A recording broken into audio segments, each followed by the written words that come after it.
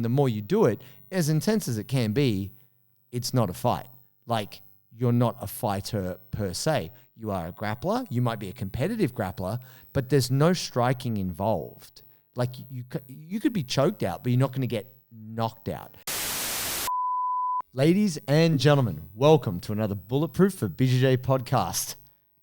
Grappling versus fighting. There is a difference, and people clearly are getting it blurred. I hear a lot of people being like, yeah, man, went to the comp on the weekend. I was fighting all day. My friends, you were not fighting, you were grappling. We've got to be clear on this. If you've ever been punched in the face, there's a big difference between someone who's just trying to keep you in close guard. And I feel that we need to get really clear that, yeah, we're working on grappling. Until you've done MMA or combat jiu-jitsu, your jiu-jitsu will change dramatically when someone starts trying to punch you in the face. I'm going to say that right now, and it's really important for us to understand that you don't have to be a fighter, but you need to get clear on what you're doing. You're grappling. Joe, talk to me. Yeah, I've always had a bit of a dilemma in my mind about this because I'm the same. I never saw myself as a fighter, right? Right. I'm like, no, I'm just a guy that does jiu-jitsu and I competed on the weekend. Sure. Right, or I grappled, whatever. Yeah. But then talking with a friend of mine at the time who had fought MMA. Right.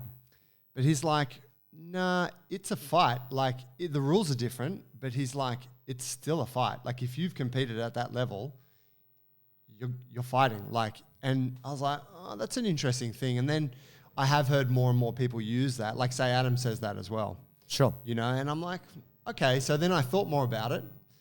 And then I thought, well, in my mind, a fight is MMA. Right. But that's still a sport with rules. That's so you true. could argue, like, if you were like prison yard scrap, you're like, yo, that's not a fight. Prison rules, bitch. Right? Yeah. Who wins? Unless I get to stomp heads on the gutter, It's not a fight. It's not a fight. Well, I can't remember which show it was. It was like, okay, prison is like between a slice of pizza and a taco in a fight. Who wins? Prison rules. It's like, the guy was like, dude, that sounds very, is that kind of racial leaning? Like, what do you mean? It's like the Mexican guy? Or like, what are you saying here? But I think Italians don't do time. No, sorry. Mafia. No, it was interesting to me because obviously we talk rule sets. Yeah. And that's fine. But I think when you're first starting jiu-jitsu, it is full on. But then the more you do it, you realize it's less threatening than it appears, even though getting armbarred or getting choked, that doesn't seem as threatening once you're more familiar. And the more you do it, as intense as it can be, it's not a fight. Like, you're not a fighter per se. You are a grappler. You might be a competitive grappler, but there's no striking involved.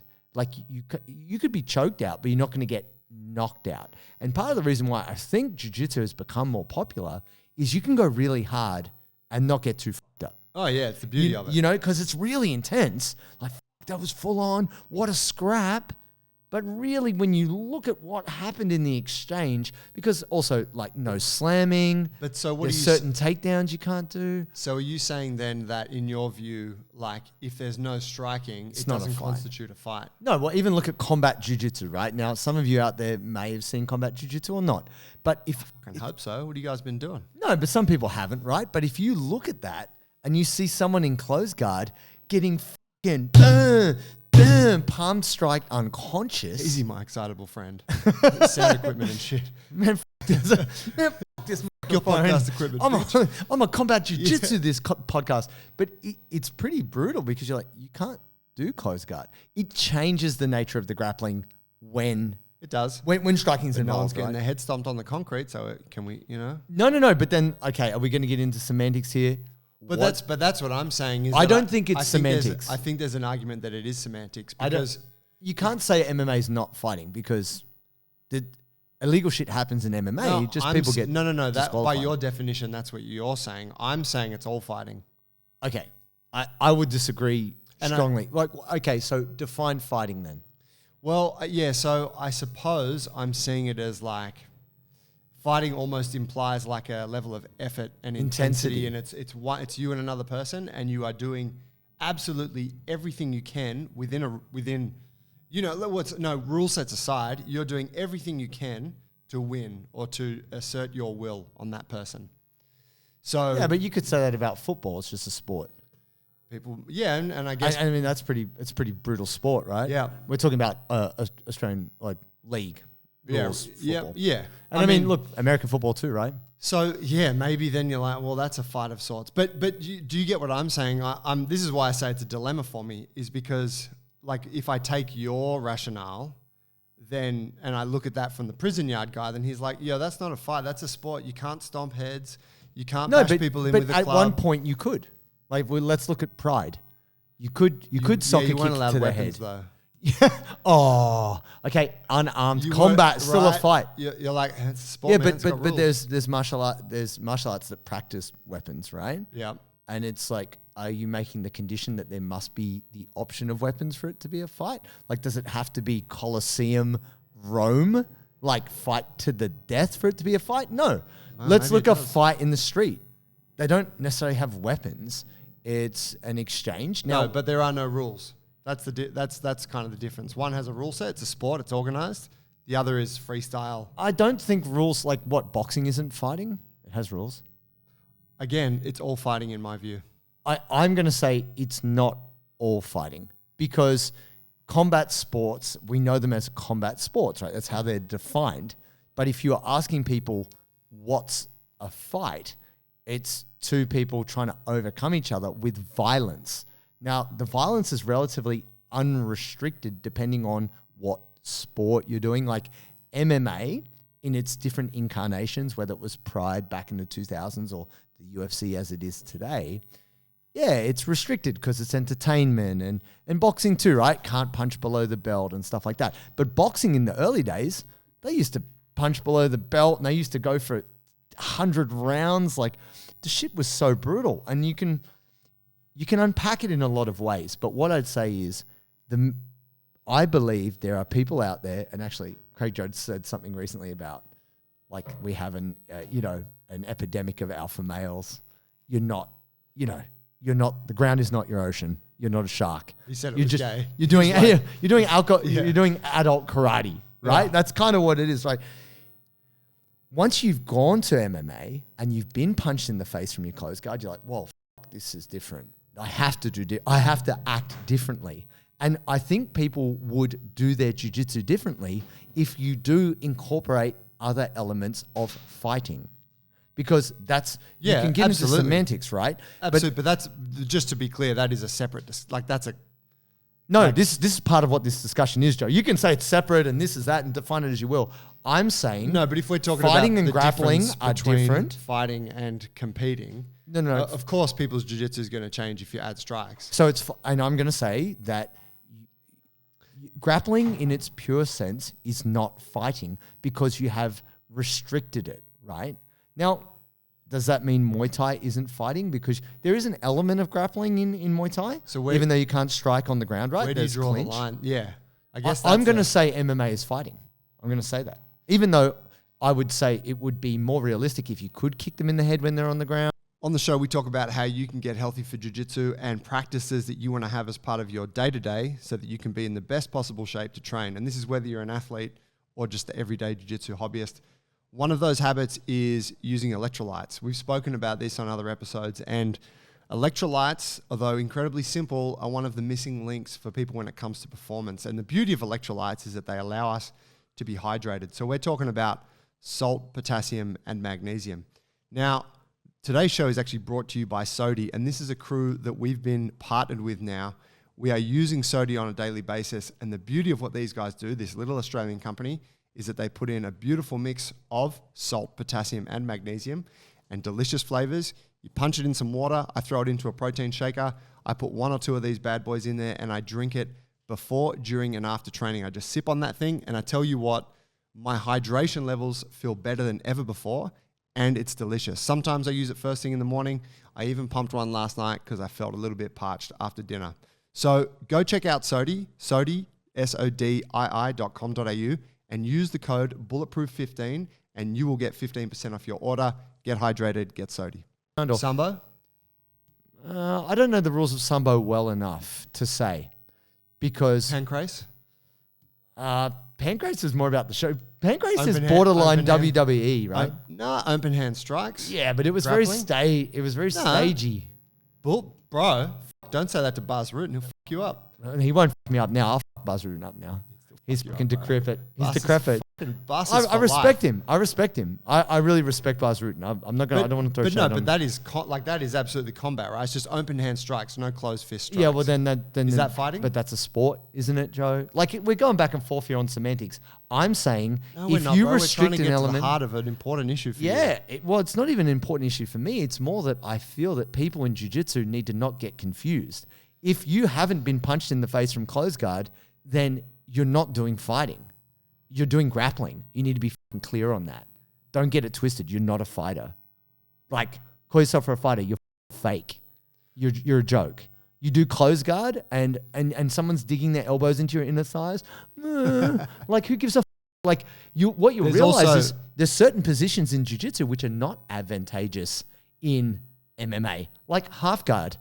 Half guard is like the worst spot you want to be in because it anchors the person to you and they can just wail and hit you in the face. I think we've seen where jiu-jitsu falls down in a lot of ways because we've gone very esoteric towards sport jiu-jitsu and birimbolos and like, look, full respect to Dr. Ryangle. He got knocked. Ryan Hall. I love Ryan Hall, right? Dr. Ryangle, 50-50. Dr. Ryangle, that's going back. Yeah, it's going way back, right? That's when he was Team Lloyd Irvin back in the day. He is an amazing grappler.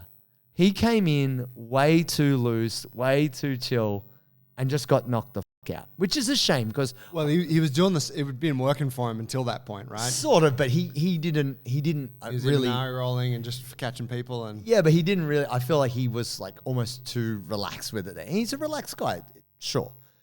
But what I wanted to say is we've seen jiu-jitsu guys we've seen limitations on jiu-jitsu where it was too heavily focused on the grappling and limited in the striking and they lost the fight.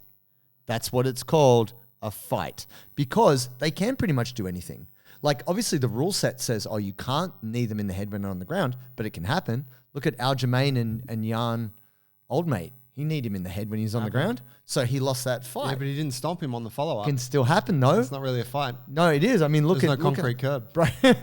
Well, anyway, I mean, you can still get hit after the bell, right? Look at Dan Henderson hitting Bisping after he'd already knocked him out.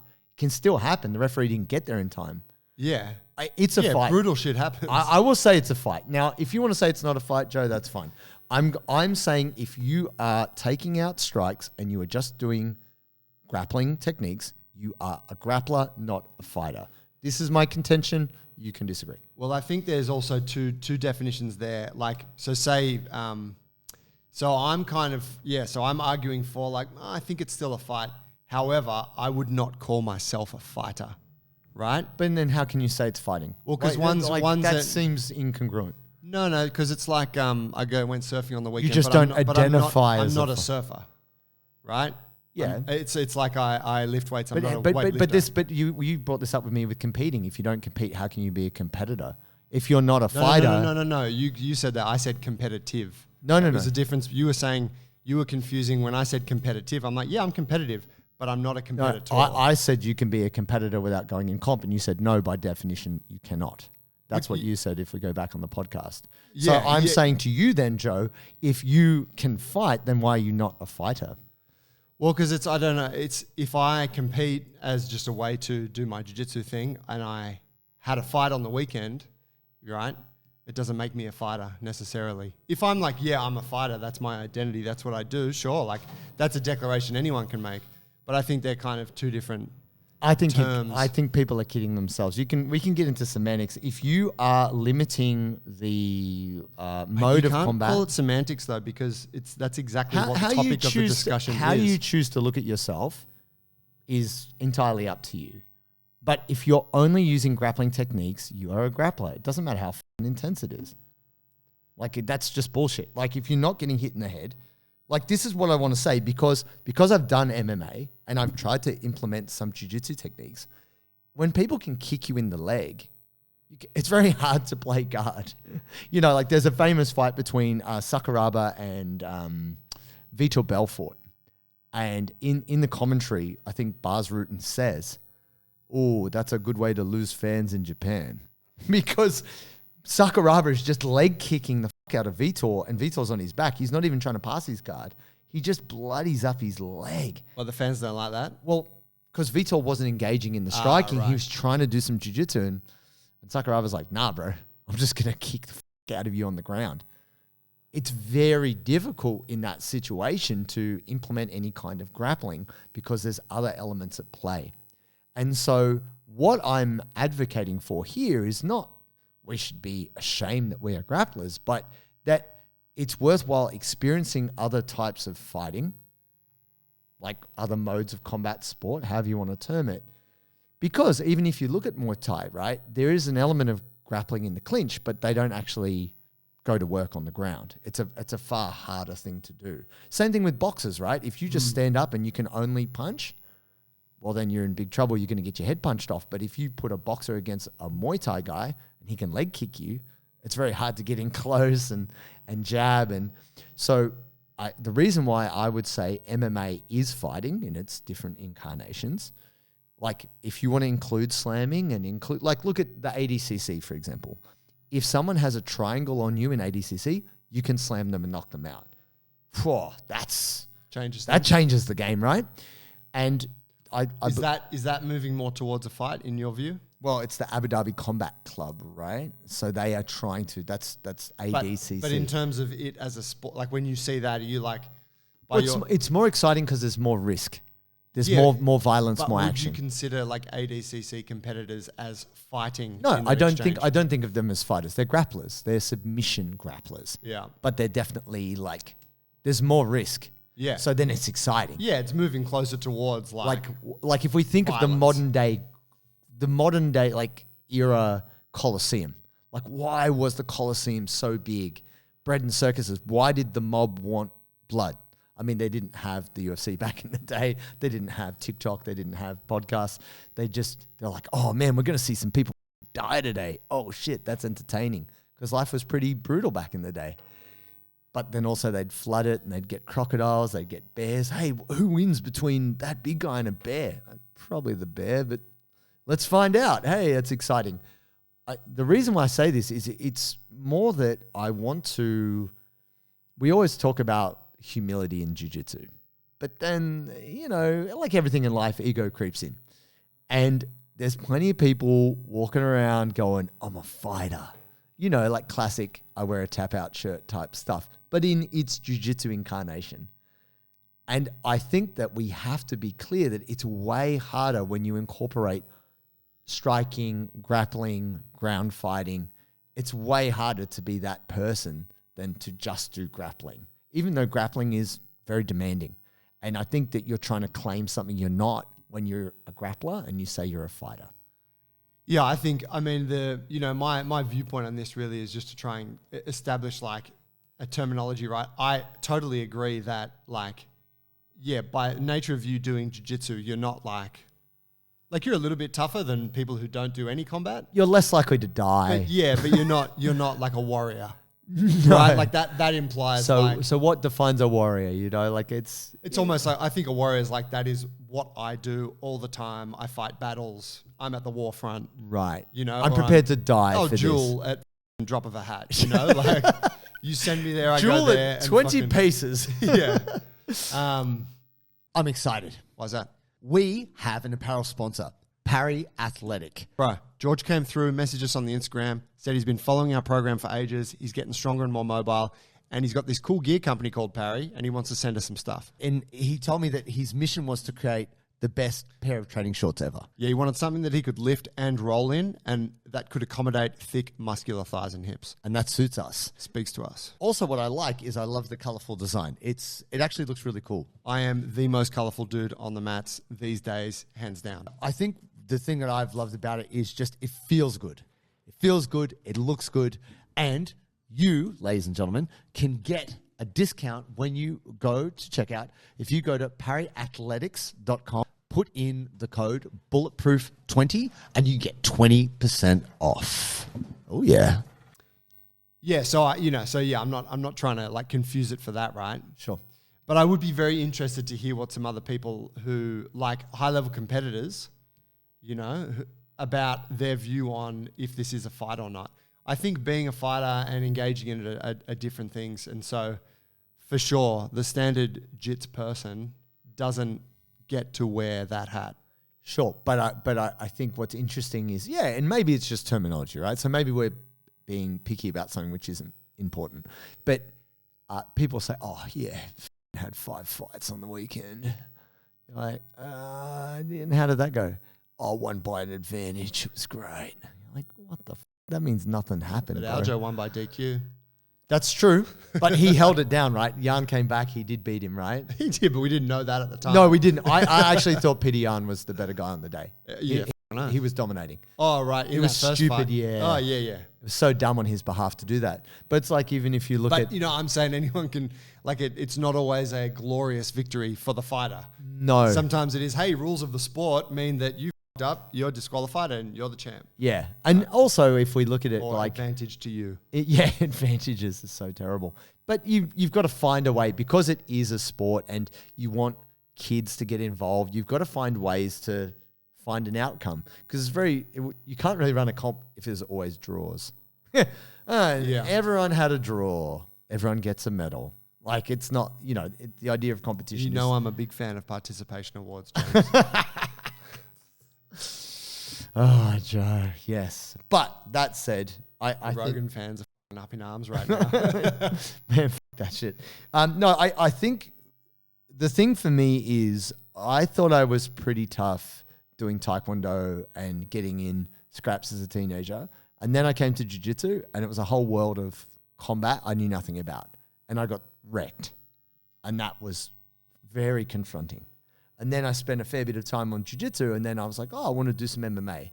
And I got wrecked again. And I was like, oh my God, the levels to the skill is so much higher. There's so many more variables. Even if a person can kind of like you're trying to clinch them and they just start elbowing you in the neck, you're like, oh, fuck. This is so much more damage and so many more variables. I think that you really got to respect how hard that is. And we watch MMA because we're like, oh, wow, it's kind of cool and, whoa, it's so risky and all of that. But I think what people just don't appreciate about the pursuit of being fighter, which is I would consider them to be MMA fighters. There is a rule set. And maybe you prefer pride. Maybe you prefer head stomps and, all that. And that was pretty wild, right? Seeing Vanderlei Silva. Pride's an old MMA organization from Japan for the younger listeners who may not have, go back. It was the privilege of living through that period. It was a golden era it was of amazing. MMA. Like juiced up. Max steroids. Very open rule set. Alistair Overeem, Vanderlei, like all those guys, Shogun, all those guys at that time. Shogun was so good back then. Yeah, dude, the spinning back fist knockout. Like incredible stuff. So from an entertainment point of view, incredible. But a lot of those guys ended up really messed up. Like Don Fry and... All of them, right? All of the guys now, though, same shit. Yeah, sure. The jiu-jitsu guys now, same shit. Yeah. It's not to take away from the intensity of what a grappler does, right? Like pure judo guys get crazy injuries, wrestlers. But once someone can knee you in the face, and we've seen it, right? Like Ben Askren coming in to shoot and getting the flying knee from Masvidal. Dude, it's totally different. So... if you think... let's not forget that Askren had an illustrious MMA career. Had done very well. Right? No, I'm not shitting on Askren, but I'm saying that it's a timing thing. If you shoot and they throw the knee... Oh, thanks for breaking that down for me, bro. But it's much worse. Like, people just don't understand. If you've never eaten a knee in the face... throw the punch... and it hits you in the face. No. No, the reason why I emphasize this is I've been kneed in the face trying to shoot in. And the concussion is significantly... Adam Child's done that to me significantly worse. Accidentally many times. My God, like it's so much that, car runs into stationary car, 2 cars traveling at speed. It's a much worse outcome. So here's my just one because I'm very I'm very happy to disagree, but where I'm trying to put a label on something is, imagine you're in the middle of an intense role, right? It's you and me, right? And you're like, this, we've had a long day and I've managed to pass your guard and I'm trying to armbar you. Sure. Right? And sure, there's the times where you might be like, whatever, take it, or I don't care that much. But you know those times where you're like, you're fighting. Fuck this. Yeah, I am not allowing this. Is that not that intensity of effort and thought and in the place that you're in your mind, is that not a fight at that point? No. I am fighting in terms of my level of resistance. Like I'm working as hard as I can, but also I can't kick you in the face. I can't punch you in the balls. I can't do a lot of things because based on the rule set, I can only fight as hard as I can within the restriction of not being able to strike you, you know? Yeah. And I would say that like, you know, will versus will, yeah, it's pretty intense, but intense grappling is still grappling. That's, you know, I think we can't get away from the fact that there's a whole bunch of skills that we're not training or using. And that means that our grappling is also permitted to be maybe not as effective in real world situations.